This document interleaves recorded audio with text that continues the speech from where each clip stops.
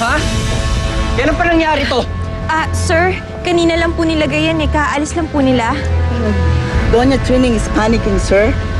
Kagabi ka pa niya tinatawagan. Sir, nasaan po ba kayo nagpunta? Hinahanap po kayo sa akin ni Doña Trining. Mga wala kayong nagawa, nandito pala kayo? Ano ba naman to? Ano to? Sir, we were trying to call you.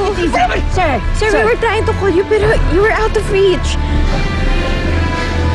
Sige na. Attorney, bayaran na ang dapat bayaran, ha?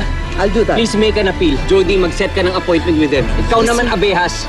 Makipag-coordinate ka kay attorney, ha? Regarding finances.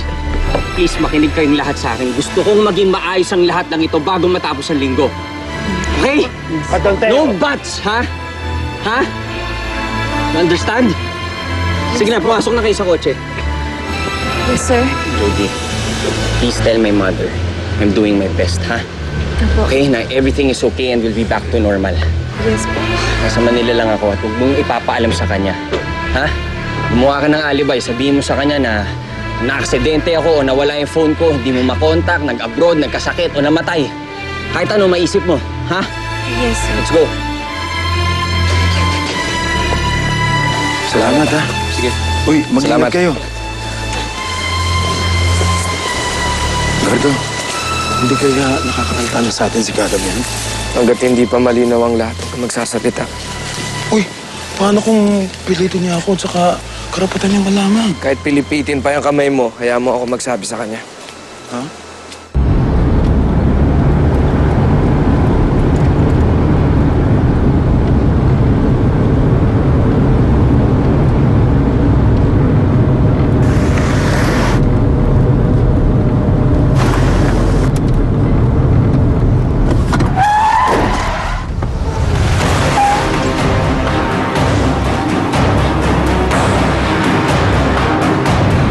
Sisiguraduhin namin makukulong kayong lahat. Maubos lahat ang meron kami. Pumapayag na ako makasal ka kay Leona. Tama ang narinig mo, Gardo. Pumapayag kaming lahat, pati si Myla, na makasal ka kay Leona. Akuin mo lang ang bata. Ano na makapalit niyan? Handa kong ipakulong si Theo, kapalit ng pagkamatay ng iyong ina. Gardo, huwag ka magpapadala sa dulas ng dila ng babaeng yun. Hindi ko pa ba natututo? Tapos ipapakulong ba daw si Don Teo? Imposible yun. Minsan lang ako nawala. Ang dami nang nagbago, ah. Ano bang nangyayari dito, Myla? You can call me Mama. Mama na ang itawag mo sa akin, ha?